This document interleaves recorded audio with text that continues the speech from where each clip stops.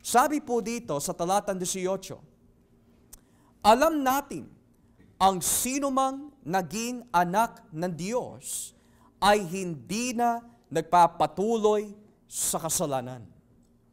Ulitin ko ho, alam natin ang sinumang naging anak ng Diyos ay hindi na nagpapatuloy sa kasalanan. Bakit po nasabi ni Juan ito? As the last few certain passages na nais po niya iparating sa iglesia, he goes on to end these last few verses with, alam natin na ang sino man naging anak ng Diyos ay hindi na nagpapatuloy sa kasalanan. The reason why he says this is because kung babasahin po natin ang talatang 16, inilinaw po ni Juan in verse 16, kung nakikita ninyo ang iyong kapatid kay Kristo na gumagawa ng kasalanang hindi hahantong sa espiritual na kamatayan, ipanalangin ninyo siya at bibigyan siya ng Diyos ng buhay. Ito ay para lang sa mga nakagawa ng kasalanang hindi hahantong sa espiritual na kamatayan. May mga kasalanang nagdudulot ng espiritual na kamatayan. Hindi ko sinasabing ipinanalangin ninyo ang mga taong nakagawa ng gaytong kasalanan. Ang lahat ng gawaing hindi matuwid ay kasalanan. Ngunit may mga kasalanang hindi hahantong sa espiritual na kamatayan. So bakit po nasabi ni Juan that kapag tayo po ay naging anak ng Diyos, hindi na ho tayo magpapatuloy sa kasalanan? Dahil nais po niya ilinaw that may mga tao na nakasama po nila in the church na tumiwalag, na hindi nagpapatuloy po sa tamang doktrina.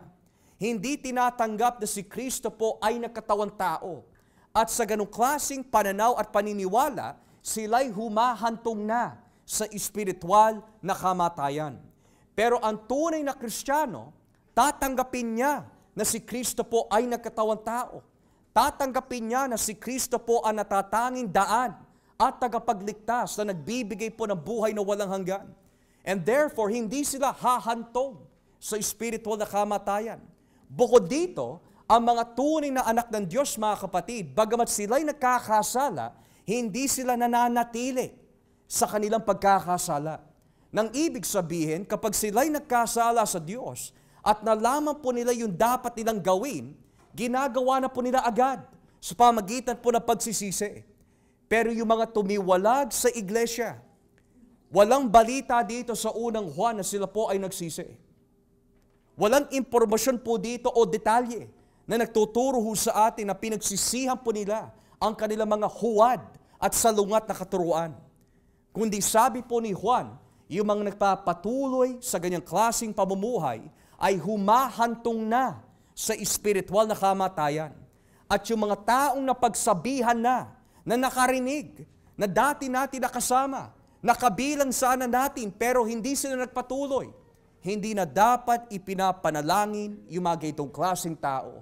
Ipaubaya na sila kay Satanas. Nang ibig sabihin, wala na po sila in the atmosphere of God's people.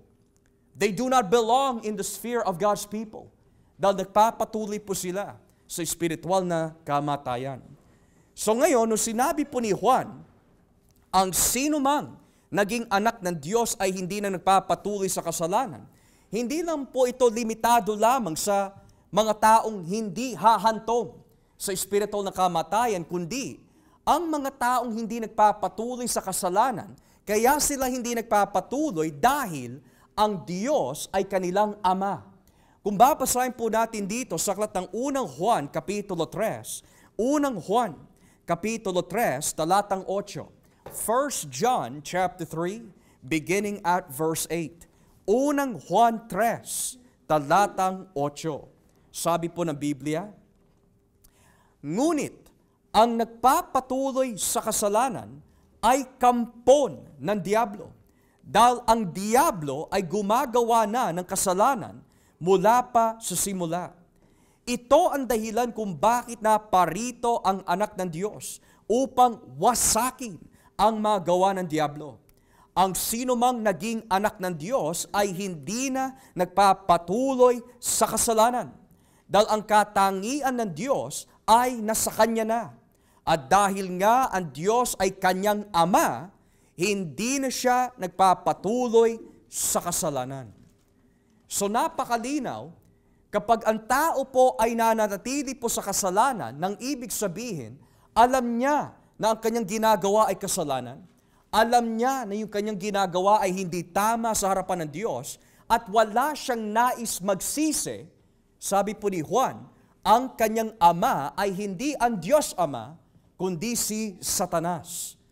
Dahil napakalinaw, hindi ho siya nagpapatuloy sa kasalanan sapagkat ang katangian ng kanyang ama na walang iba kundi ang Diyos, the holiness, the purity of Christ, ay sumasa kanya. At kung ano ang inuugali ng kanyang ama, ganoon din ang kanyang pag-uugali. If Satan is our father, sabi po ni Jesucristo sa mga Pariseo, the deeds of your father you shall do. For he is a murderer and a liar from the very beginning. Pero dito, itinitiyak ko sa atin ni Juan kung tayo po ay nagsisisi araw-araw at nagsisikap na magbago at nagsisikap na magbigay ng kapurihan kay Kristo, ang Diyos Ama ay ang ating Ama. And therefore, hindi na ho tayo nagpapatuloy pa sa kasalanan. Pero maaari, may magtanong ho sa atin, Pastor, di po ba araw-araw ho tayo nagkakasala? Sa gayon, bakit sinabi ni Juan ang mga nagpapatuloy sa kasalanan ay hindi anak ng Diyos? Pero araw-araw po tayo nagkakasala. Maaari, nagkulang po tayo sa pag-aaral o hindi po tayo nakapagpanalangin. O maaari, may nasabi tayo na hindi tama. Di ba? Parang nagpapatuloy na rin po tayo sa kasalanan sa gaydong anggulo o parte. Pero ang sagot po dito mga kapatid is this. Yung kasalanan na tinutukoy po ni Juan is very specific.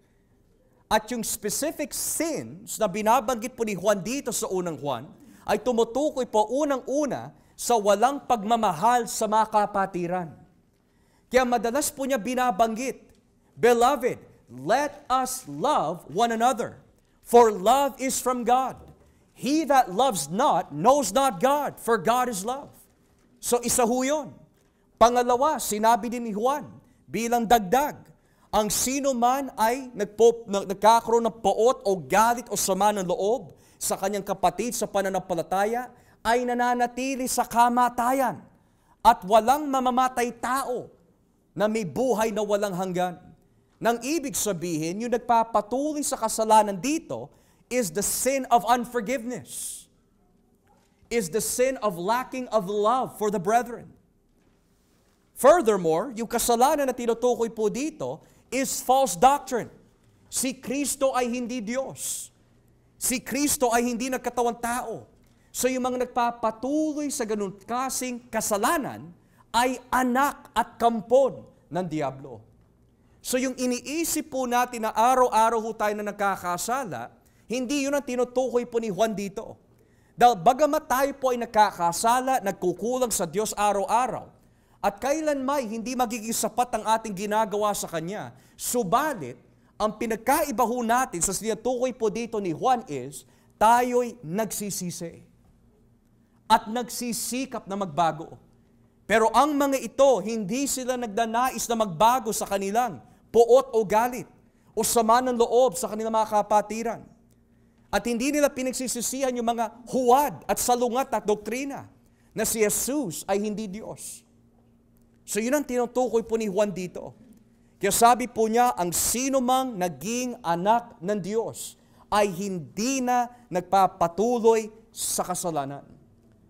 Now, meron po ba tayong mga kasalanan, mga kapatid, na alam natin that it is a sin, pero ayaw natin pagsisihan? Ayaw natin tulungan ang ating mga sarili sa tulong at gabay ng banal na Espiritu na alisin at isantabi at patayin yung mga kahinaan na yan. Kung tayo ho, alam natin, may kasalanan tayo, kahinaan tayo na ayaw natin alisin o patayin sa tulong po ng banal na Espiritu, at inaakala ho natin, it's going to be all right dahil wala naman nakakaalam. Sabi ng Biblia, ang nagpapatuloy sa kasalanan ay kampon ng Diablo. Subalit ang mga taong nakaranas ng born-again experience, hindi na nagpapatuloy sa kasalanan. Dahil ang isang anak ng Diyos, Sumasa kanya na po ang banal na Espiritu. And when the Holy Spirit is in you and you know that we have sinned against God, may udyok na agad ho yun. There's conviction. May nagpapaalala ho sa atin, anak, dumilihis ka na.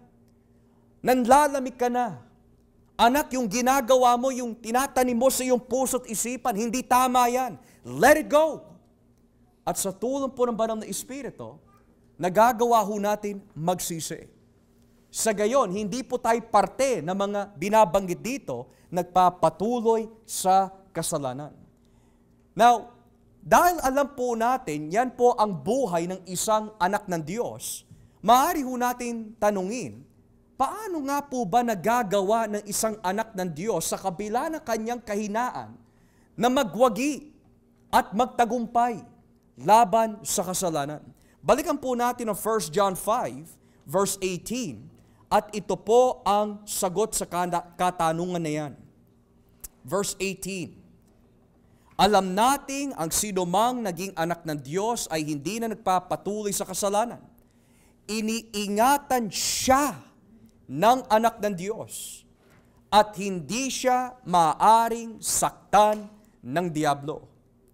The one who was born of God keeps them safe, and the evil one cannot harm them. Now, bago ko po ipaliwanag ho ito mga kapatid, I wanna touch muna sa isang technical na bagay, ma-share ko lang ho. Sa talatang 18, lalo na po sa tekstong Griego, there are two variants na binabanggit po dito. Kapag sinabi po yung salitang variants, may pagkakaiba. Dahil sa mga ibang manuskrito na orihinal ng tekstong Griego, ang nakalagay po dito, iniingatan niya ang kanyang sarili. So ang nag-iingat ay yung mananampalataya sa kanyang sarili.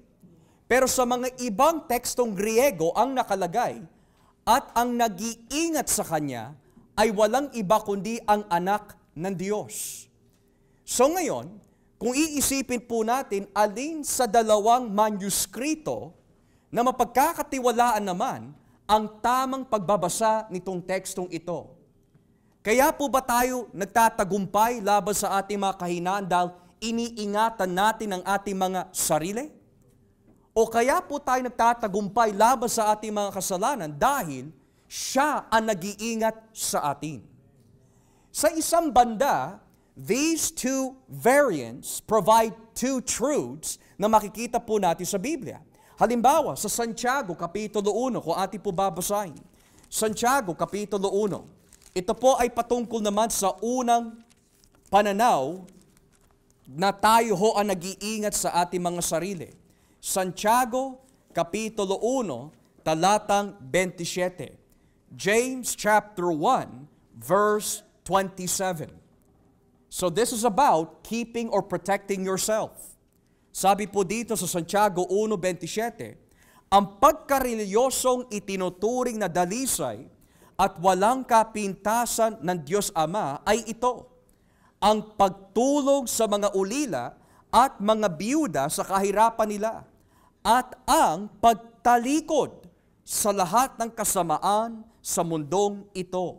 Sa wikang English, religion that God our Father accepts as pure and faultless is this, to look after orphans and widows in their distress, and to keep oneself from being polluted by the world. So ngayon, nakalagay po dito yung mga salitang, keeping yourself from the world. So may pruweba din at ebidensya sa bagong tipan na nagtuturo, inuutusan ang mga Kristiyano na ingatan nila ang kanilang mga sarili. Pero hindi lang po natapos diyan. Sa aklat ng Jude, dito po tayo in the book of Jude, verse 21. Manatili kayo sa pag-ibig ng Diyos habang hinihintay ninyo ang buhay na walang hanggan na ibibigay ng ating Panginoong Hesukristo dahil sa awa niya sa atin. In English, keep yourselves in God's love as you wait for the mercy of our Lord Jesus Christ to bring you to eternal life. So may dalawang teksto po tayo sa Bagong Tipan na nagtuturo, inaatasan ng Diyos ang mga Kristiyano na ingatan nila ang kanilang mga sarili. Kaya sa mga ibang manuskrito ng unang Juan 5:18, nung sabihin, iniingatan nila ang kanilang mga sarili, yung tinutukoy po doon na pag-iingat ay nagmumula po daw sa mananampalataya. Pero may ebidensya rin na hindi yung mga mananampalataya ang talagang nag-iingat sa kanilang mga sarili, kundi si Jesucristo ang nag-iingat ho sa atin. Kung ibababa po natin ang basa sa talatang 24, Jude 1 verse 24, sa talatang 24 ng Jude, sabi po dito, at ngayon, purihin natin ang Diyos, siya na makapag-iingat sa inyo upang hindi kayo magkasala at makakapagpadala sa inyo sa kanyang harapan na walang kapintasan at may lubos na kagalakan. So napakalinaw, to Him who is able to keep you from stumbling. Yung Him na binabanggit po dito ay walang iba kundi ang Diyos. Siya ang nag-iingat ho sa atin. Bukod dito, in the book of John chapter 10, kung atin po babasahin, Juan Kapitulo 10, John chapter 10, talatang 27. Juan 10, talatang 27. Napakaganda ng mga tekstong ito. Basahin po natin mga kapatid. Juan 10, 27. Nakikinig sa akin ang aking mga tupa. Kilala ko sila at sumusunod sila sa akin. Binibigyan ko sila ng buhay na walang hanggan. At kailanman ay hindi sila mapapahamak. Walang makakaagaw sa kanila sa aking kamay. Ibinigay sila sa akin ng Ama na higit na makapangyarihan sa lahat. Walang makakaagaw sa kanila mula sa aking kamay. Ako at ang Ama ay iisa. So dito, bakit ho tayo naniniwala mga kapatid na ang kaligtasan ay hindi pwede mawala? Dahil hindi nakasalalay ang kaligtasan sa ating mabubuting gawa. Ito'y nakasalalay sa Diyos Ama, Diyos Anak, at Diyos Espiritu Santo. Napakalinaw, kailanmay hindi sila mapapahamak. At bakit hindi sila mapapahamak? Sino ho ang nag-iingat sa kanila hanggang sa huli? Walang iba kundi ang ating Panginoong Hesukristo.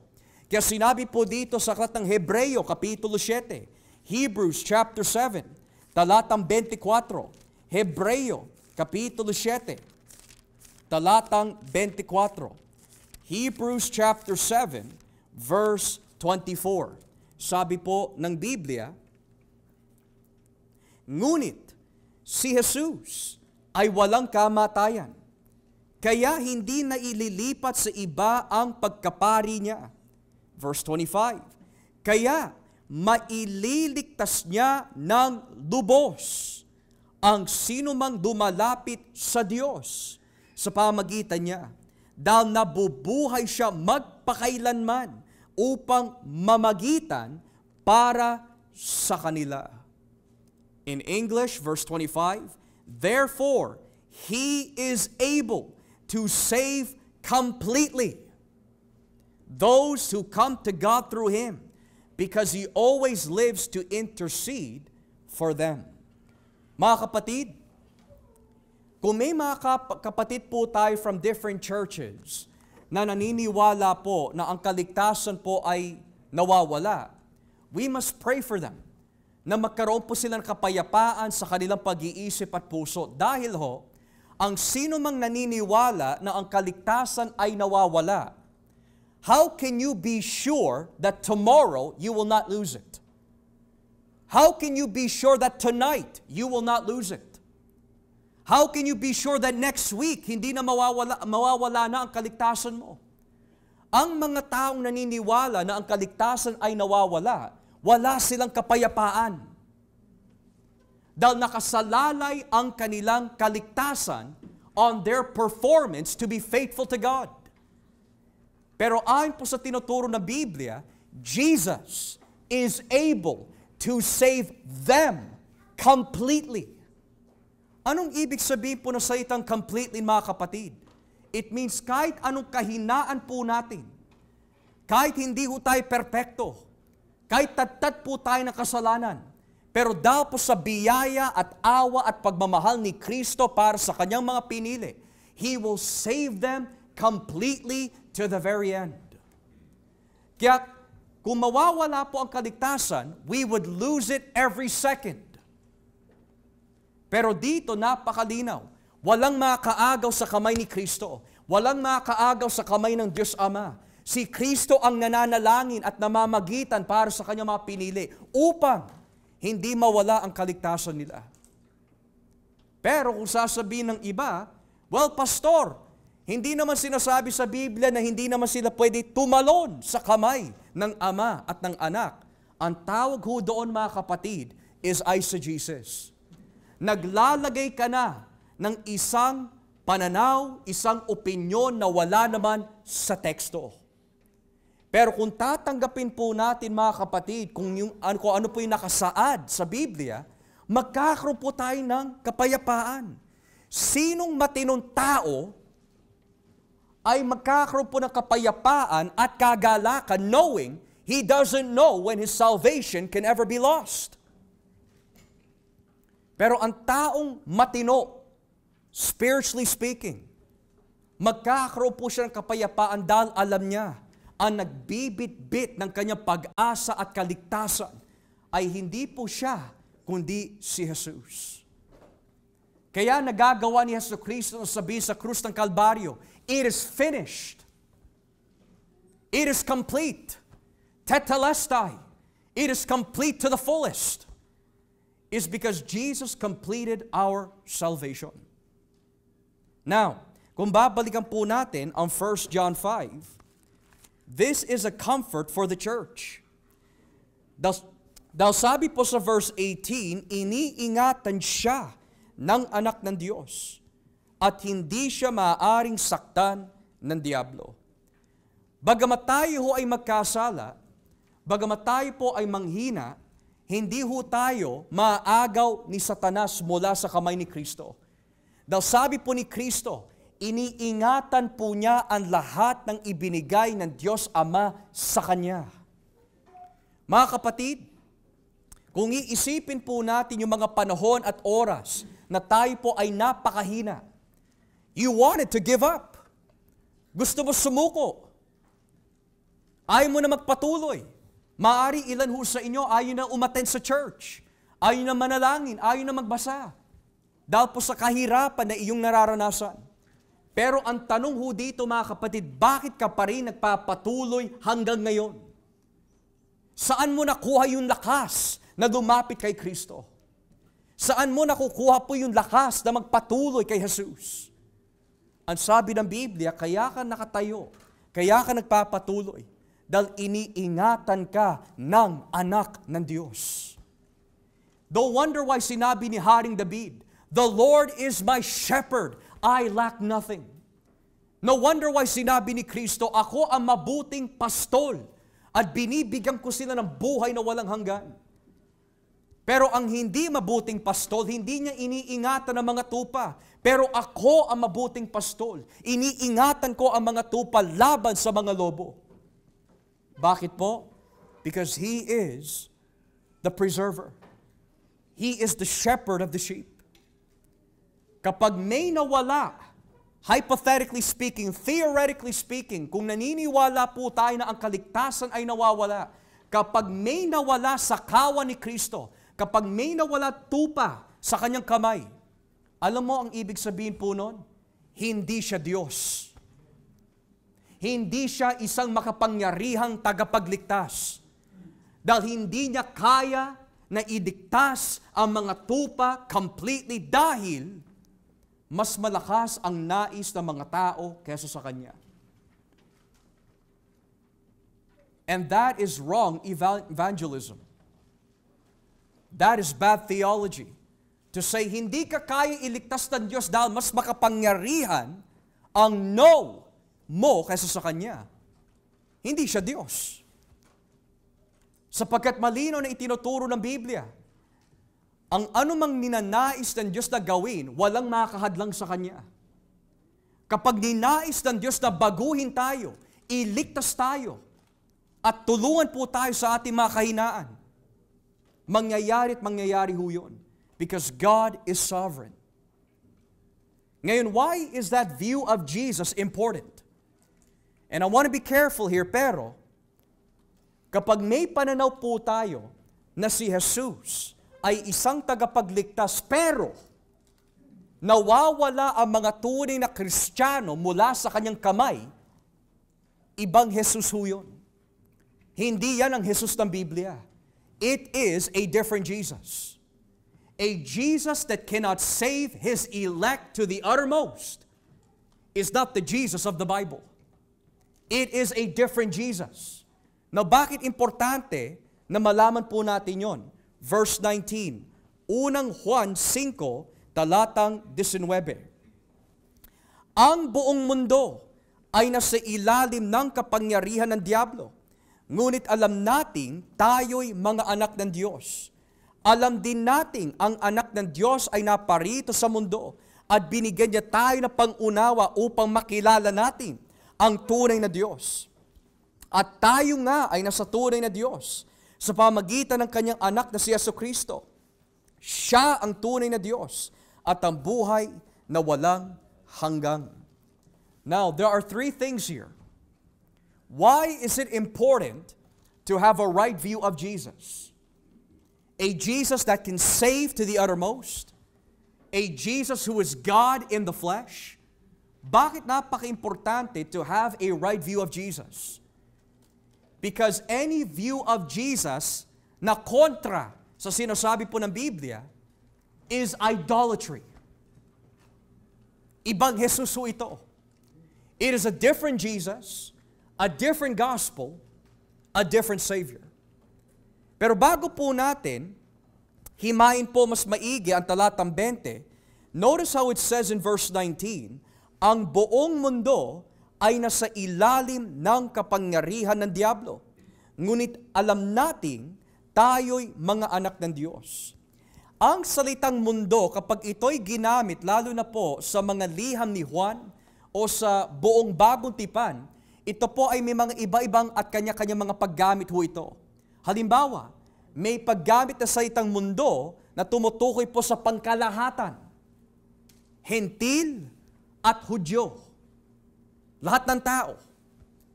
Meron namang paggamit ng salitang mundo na tumutukoy po sa sistema. The lust of the eyes, the lust of the flesh, the pride of life. May salitang mundo at paggamit ng salitang mundo na ginagamit po when it comes to general population. Ayon po sa Juan 12:19, look, the whole world has come after Him. Yung world na tinutukoy po dito is a reference sa general population.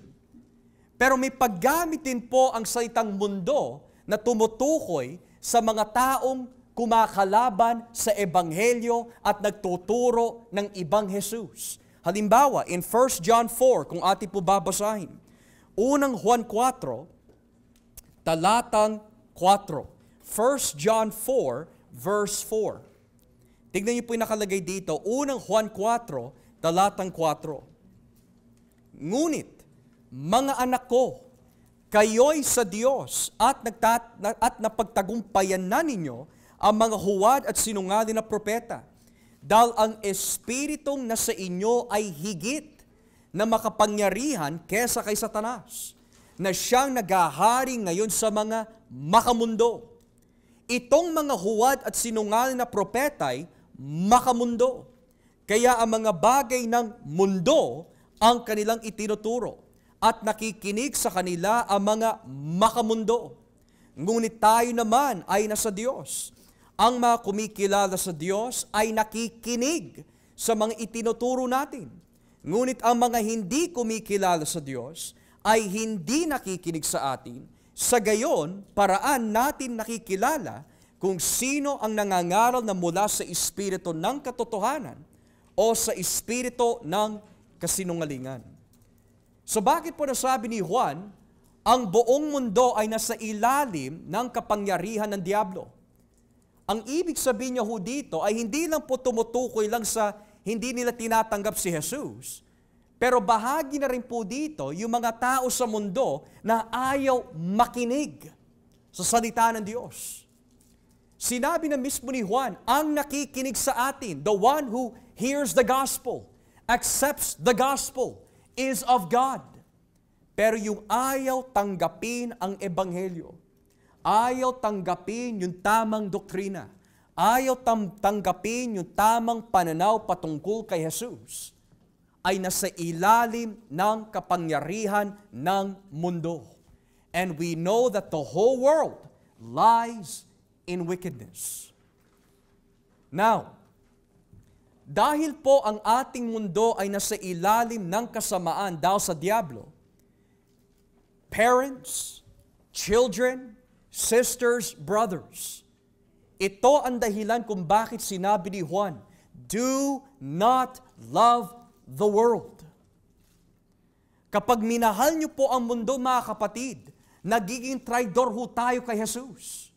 Sapagkat sinabi ni Santiago, sa aklat ng Santiago 4, talatang 4, ang sino man maging kaibigan ng mundo ay kaaway ng Diyos. At ang ibig sabihin ng magiging kaibigan ng mundo, hindi niya tinutukoy po yung mahalin natin yung mga tao, hindi yun ang tinutukoy po niya. Pero kung gagayahin natin ang mundo, tayo po ay nasisiyahan sa kamunduhan. Nawawala na po ang ating pansin kay Kristo dahil na itotoon na po sa sistema ng mundo. Nagiging traidor ho tayo at kalaban ng Diyos. Kaya sinabi ng Biblia, do not love the world. The world is a distraction. Kagabi, mga kapatid, pinag-aaralan po namin in seminary, kasama po yung mga kapatiran, ang aklat ng mga hukom. Ang aklat ng hukom ay nagtuturo that ibinigay ng Diyos yung mga promised territory sa mga Israelita.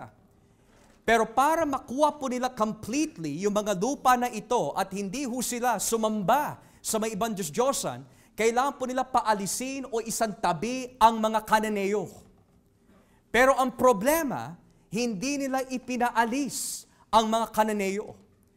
Kaya over time, dahil hindi nila pinaalis yung mga masasamang tao in their region, nahawa sila at sumamba sila sa mga ibang Diyos-Diyosan. Nang ibig sabihin, kapag alam natin, may mga bagay na nagbibigay po sa atin ng distraction sa ating puso't isipan.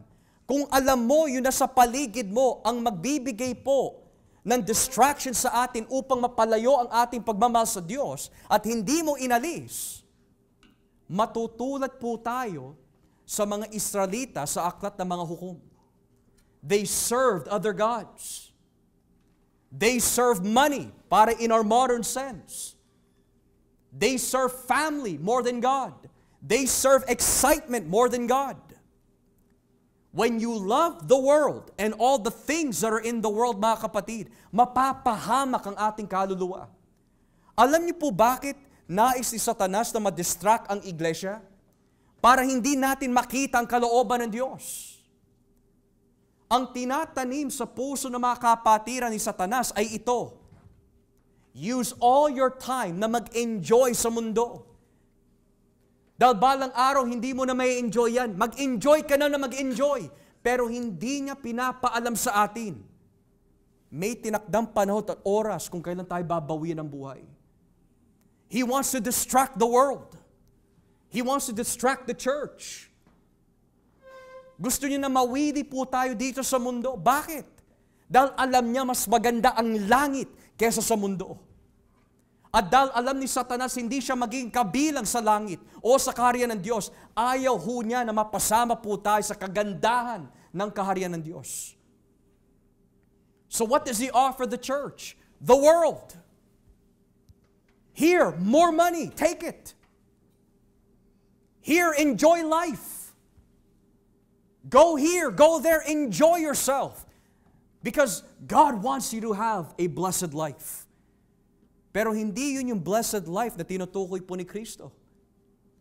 Ang blessed life na tinutukoy po ni Kristo involves repentance. It involves brokenness. It involves suffering. Sabi po ni Mateo, blessed is he who is poor in the spirit, for theirs is the kingdom of heaven.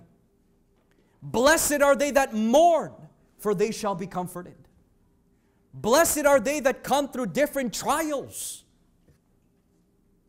Take it all joy, for they shall receive the crown of life. So yung blessedness na sinasabi ni Satanas, hindi yun kaparehas ng blessedness na binabanggit po ng Biblia. Tayo po ba mga kapatid, nadidistract na po tayo sa mundo?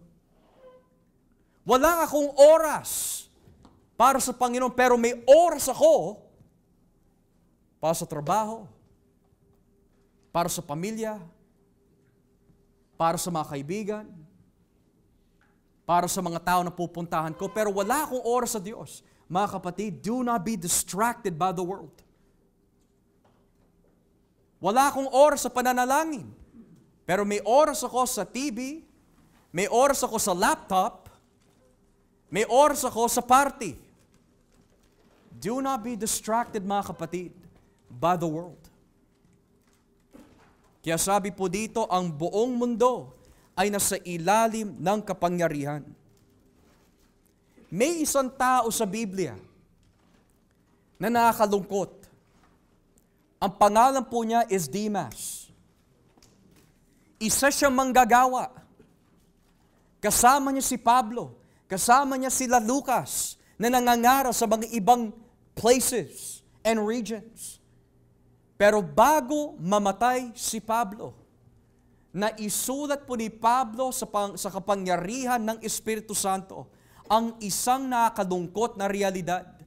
Sabi po niya sa 2 Timoteo 4, Demas has left me, having loved this present world.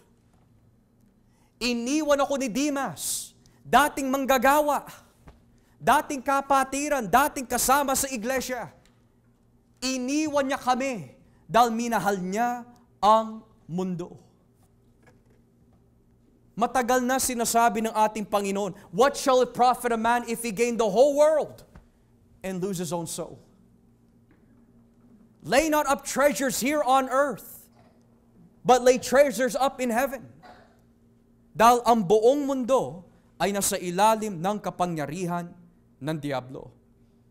Sa gayon, pagdating po natin sa pinakahuling alam natin, dito po sa 1 John 5, verse 20, tignan niyo po yung sinabi ni Juan. Alam din natin, ang anak ng Diyos ay naparito sa mundo at binigyan niya tayo ng pangunawa upang makilala natin ang tunay na Diyos. Now let's pause here for a moment. Maraming dahilan kung bakit naparito po ang Panginoong Hesukristo. Unang-una nakikita po natin in Matthew 5, naparito si Kristo para hindi wasakin ang kautusan, kundi tuparin ang kautusan at yung mga propeta. For Jesus came to fulfill the law and the prophets. And there is no jot or tittle of the law na hindi niya tutuparin. So that's one reason. Reason number 2, dumating po si Kristo para wasakin ang gawa ng diablo. Ayon po sa unang Juan 3, 8 hanggang 9. So dumating po siya upang wasakin ang kamatayan, wasakin ang kasalanan, at iligtas po ang ating mga kaluluwa. Pero dito, sa verse 20, ang isang rason kung bakit naparito si Jesus sa mundo ay upang bigyan niya tayo na pangunawa upang makilala natin ang tunay na Diyos. Minsan may mga nagtatanong ng mga kapatiran, Pastor, bakit ganon? Iilan lang ang tumatanggap kay Jesus bilang Diyos, bilang tunay na Diyos. Dahil marami po tayong reliyon sa ating mundo. There are so many religions in the world. Minsan, nagtatanong yung mga tao sa labas, paano mo matitiyak? Sabihin mo sa akin, how can you prove to me that Christianity is the one true religion at lahat ng mga reliyon ay huwad? That is a valid question. Kung tayo ay tatanungin mga kapatid, what would you answer? How can you prove that Christianity is a true relationship with the true God and not Buddhism, not Islam, not Mormonism, not Jehovah's Witness religion, hindi Iglesia ni Cristo? How can you prove that your religion serves the one true God? Dahil para sa mga Hindu, bilyon ang kanilang mga Diyos-Diyosan. Sa mga Mormon, marami din sila mga Diyos-Diyosan. Sa Islam, they claim na si Allah lang ang tunay na Diyos. Sa mga Jehovah's Witness, si Jehovah lang ang tunay na Diyos. Pero yung Jehovah nila ay hindi banal na Trinidad. So ngayon, paano natin mapapatunayan sa ating mga sarili una at sa iba that Jesus Christ is the one true God? Well, let's argue from the less to the greater. The lesser argument is this. Well, there is historical evidence na si Kristo ay nag-exist. And there is historical evidence that He was resurrected from the dead. That's a great argument. Pero hindi pa rin po yun magbibigay ng liwanag sa puso't isipan ng tao. Pwede po natin i-argue, well, every single prophecy sa Biblia ay natupad. At ang hinihintay na lang na prophecy ay yung pagbabalik ni Kristo. That's a great argument. Pero hindi po yon ang magiging paraan para maliwanagan ho sila. Pwede ho natin sabihin, well, here's 1 John, here's John 1:1. Pwede po tayo magbato ng ilang teksto mula sa Biblia. Bagamat biblikal, pero minsan hindi rin po yun ang paraan. So the greater answer is this. Paano natin nakatitiyak na tayo po ay nasa tunay na Diyos? Bakit kilala natin ang tunay na Diyos at yung mga tao sa labas hindi? Is because of the word revelation. May nagtanong last time, Pastor, bakit nangangaraw si Kristo sa pamagitan ng talinghaga? At sa sagot ni Kristo, dahil sa inyo ibinigay ang lihim ng kaharian ng Diyos, pero sa kanila hindi ibinigay. Anong tawag ho doon? Revelation. Hindi ibinigay sa lahat yung revelation kung sino si Kristo bilang tunay na Diyos. Pero kung yan ay ibinigay sa inyo, ang tawag po dito mga kapatid is special revelation. That means kung tinatanggap po si Kristo bilang ikalawang persona ng banal na Trinidad, at sinasamba mo siya bilang Diyos na nagkatawang tao, at siya lang ang natatanging tagapagligtas natin, you have received special revelation. Bakit special? Dahil hindi ito ibinibigay sa pangkalahatan. You are special in the eyes of God. Hindi dahil may nakita ho siya sa atin, kundi minahal ka niya bago pa man likhain ang mundo. You are special in the sight of God.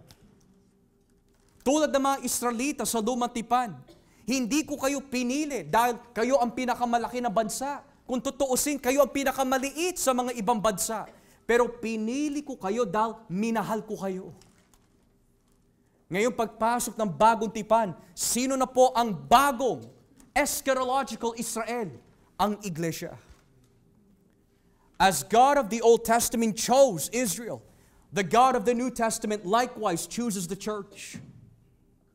So bakit alam po natin na tayo po ay nasa tunay na Diyos? Special revelation.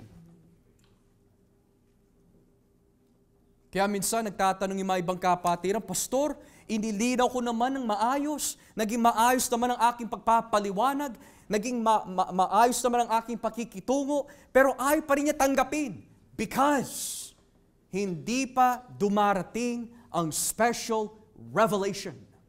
At ano po ang itsura nun? Mateo 11, basahin po natin. Mateo Kapitulo 11. Matthew chapter 11, talatang 27. Matthew 11, verse 27. Tignan niyo po yung nakalagay dito. Pagkatapos, sinabi niya sa mga tao, ibinigay sa akin ng aking Ama ang lahat ng bagay. Walang nakakilala sa anak kundi ang Ama, at walang nakakilala sa Ama kundi ang anak, at ang mga taong nais ng anak na makakilala sa Ama. That's special revelation. Napakalinaw as I read it in English. All things have been committed to me by my Father. No one knows the Son except the Father. No one knows the Father except the Son, and those to whom the Son chooses to reveal Himself. So yung saying, the reason why I've come to know the true God is because I chose Him, mali. The Bible says, the reason why you have come to learn about the true God is because He chose to reveal it to you. Natatandaan niyo po ba yung patotoo ni Apostol Pedro? Nagtanong si Jesus in Matthew 16, ano ang sinasabi ng mga tao patungkol sa akin?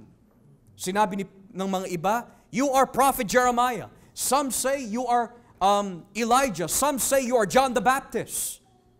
Pero ano sinabi ni Pedro? Ikaw ang Kristo, ang anak na buhay na Diyos.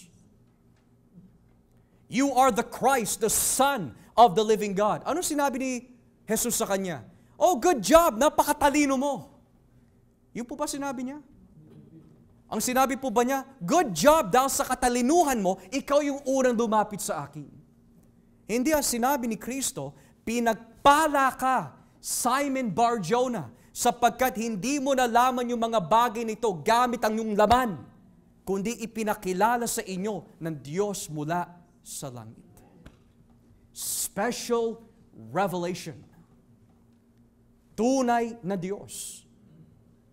So far, ang sabi ni Juan, alam natin na tayo po ay nasa Diyos dahil hindi na tayo nagpapatuloy sa kasalanan. That's one.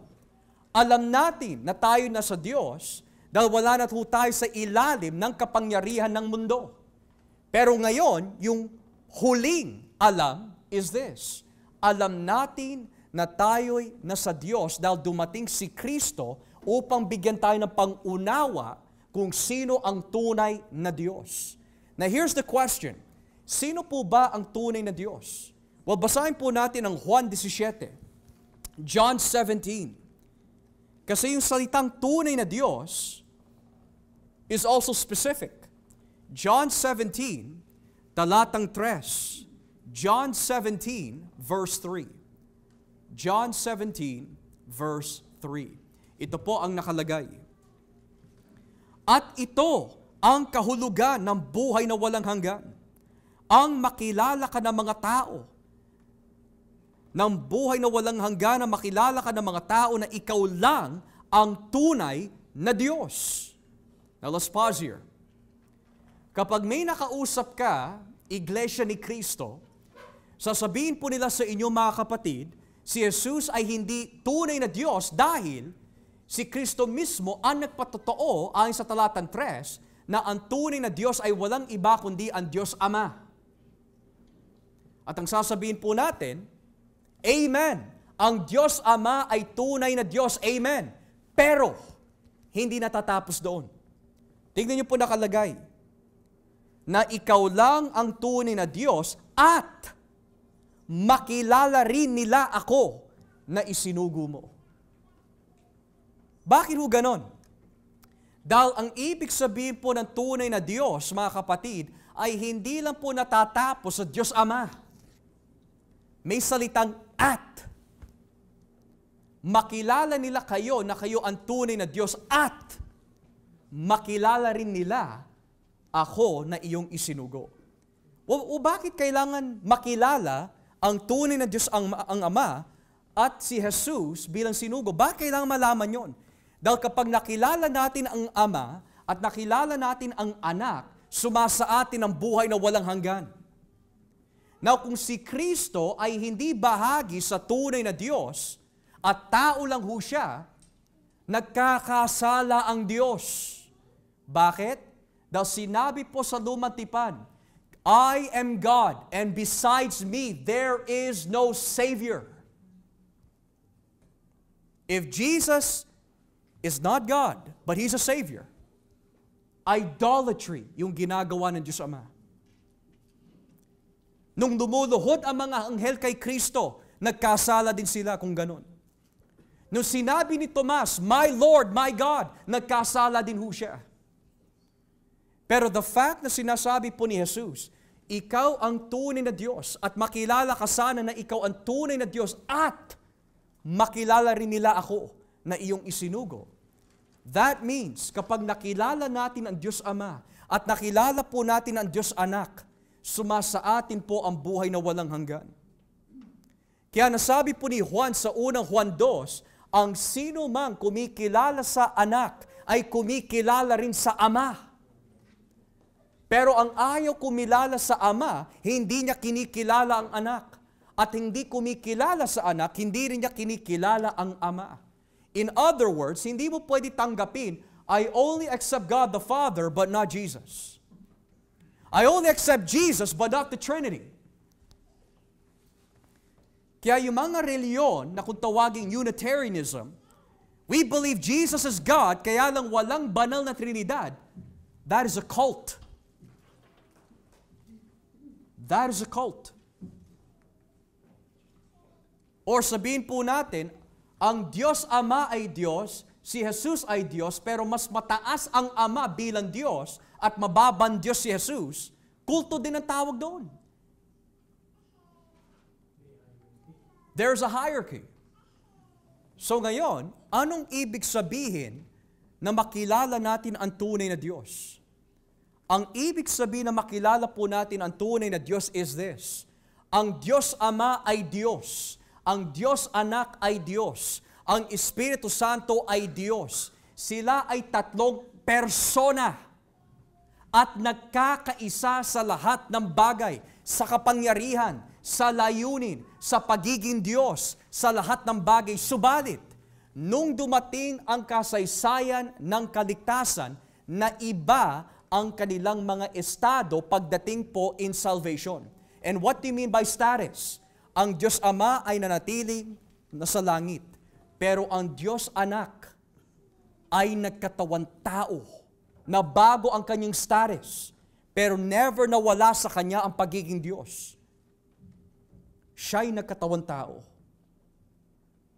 Pero yung sabihin po natin, si Jesus ay Diyos, pero hindi siya nagkatawan tao, ibang Diyos yun. Any religion that rejects the Trinity is anti-Christ. Any religion that says Jesus and Mary and the Pope and the pastor is the mediator, that is an anti-Christ religion, ayon po sa Biblia.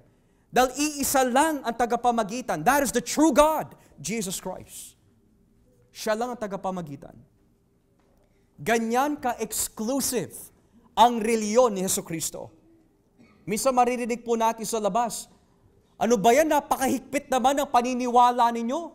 Ang ibig niyo po ba sabihin, ang lahat ng reliyon na hindi sumasang-ayon sa Ebanghelyo ni Kristo, mahuhulog sa impyerno? Ang salita po sa Biblia is this, yes. Jesus says, I am the way, I am the truth, I am the life. No one, no religion, no teacher, no person can get you to the Father. So very exclusive. Pero hindi lang po natapos doon. Naging exclusive pa si Kristo by saying this, narrow is the way, straight is the gate. Nang ibig sabihin, hindi lahat ay papasok. Bakit po?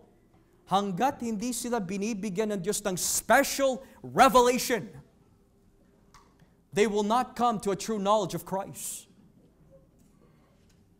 Ngayon,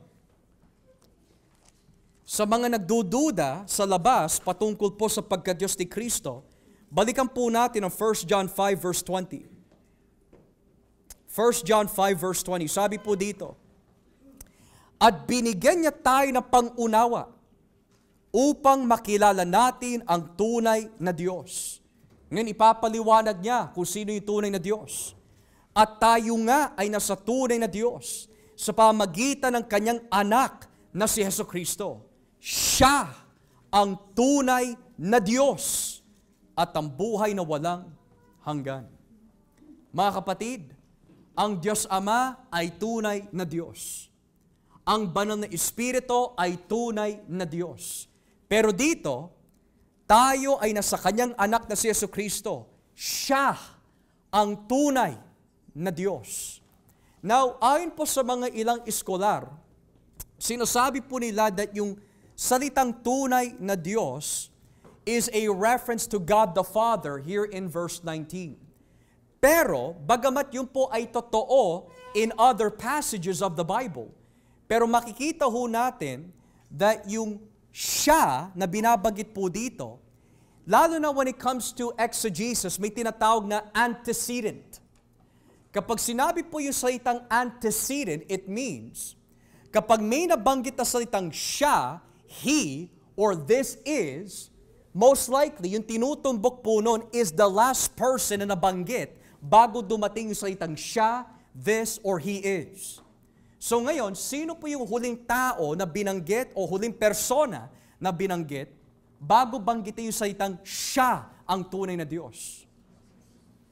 Well, the antecedent is ang kanyang anak na si Jesucristo. Siya ang tunay na Diyos. Ngayon, kung hahanapin po tayo ng mga ibang tao sa labas ng, well, may papakita ka ba na ibang teksto kesa John 1:1, kesa 1 John 5:20 na si Jesus ay Diyos?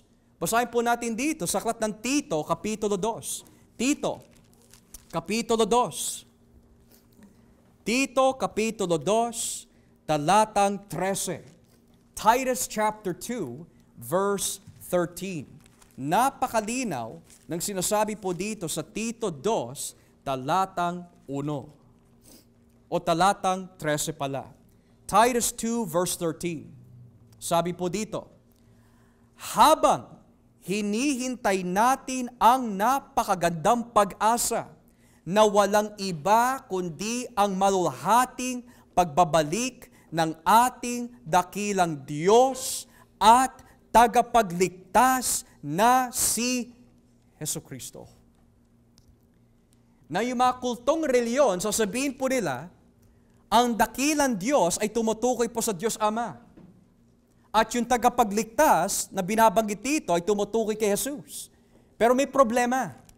Kasi sabi po ni Pablo dito, habang hinihintay natin ang pagbabalik, hindi naman babalik ang Diyos Ama hanggat hindi muna bumabalik si Jesus. So dito, ito po ay tinatawag na Granville-Sharp Rule.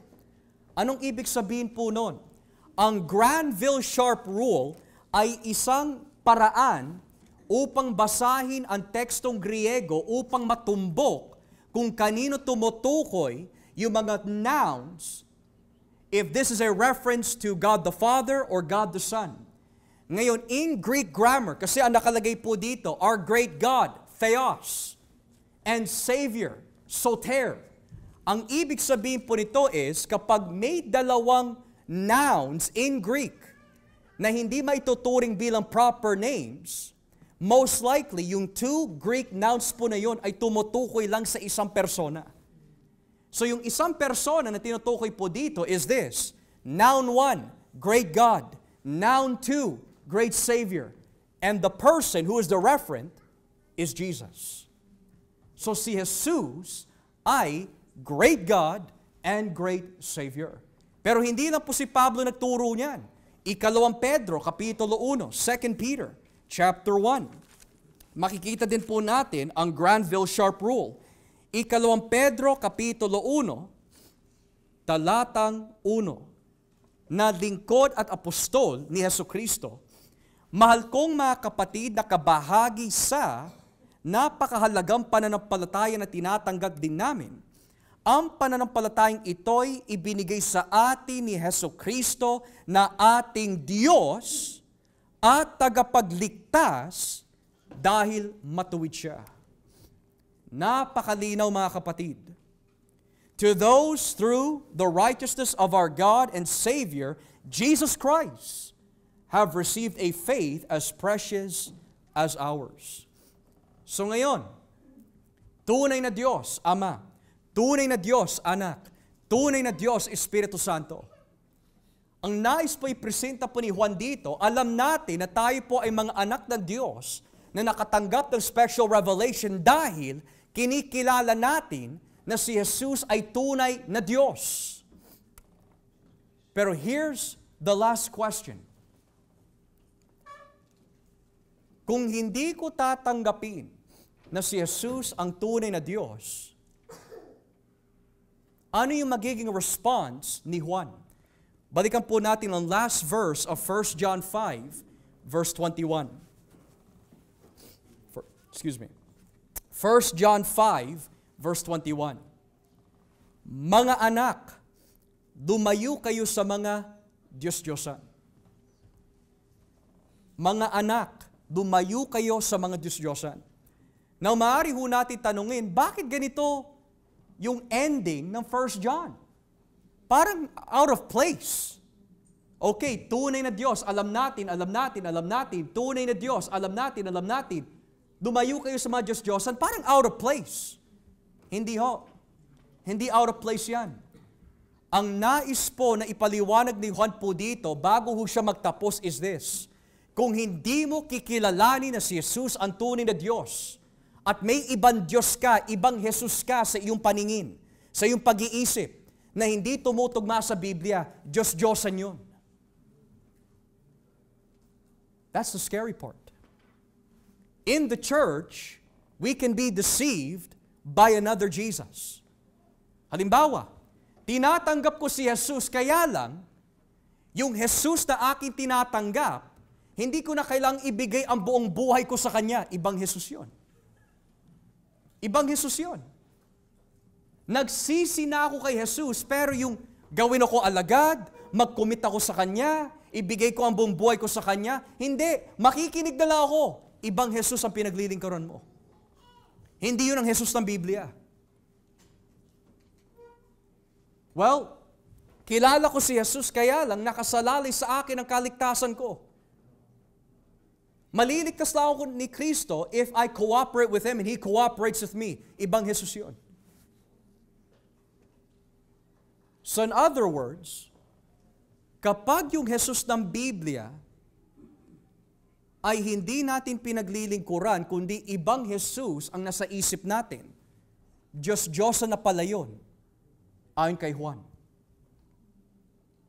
Now, ayon po sa isang commentator, nagbigay po siya ng isang great observation patungkol po sa katapusan ng unang Juan. Now, if we go back to 1 John 1, I want to share this. This is very important. 1 John 1, verse 1. Tignan niyo po yung mga binabanggit po dito. 1 John 1, verse 1. Sabi ho, ipinapahayag namin sa inyo ang tungkol sa Kanya na mula pa sa simula ay nariyan pa. Narinig namin siya. Nakita at napagmasdan ng sarili namin mga mata. Nahawakan pa namin siya. Siya ang salita ng Diyos na nagbibigay ng buhay na walang hanggan. We have heard, we have seen, we have looked, we have touched. That's a part of the sensory experience. Ngayon, maaari ho natin tanungin, bakit kailangan natin basahin yan? Because nagsimula si Juan with, we have seen, we have heard, we have touched, we have looked. Tapos tinapos niya ang kanyang liham, keep yourselves away from idols. Now this is most likely connected sa lumang tipan.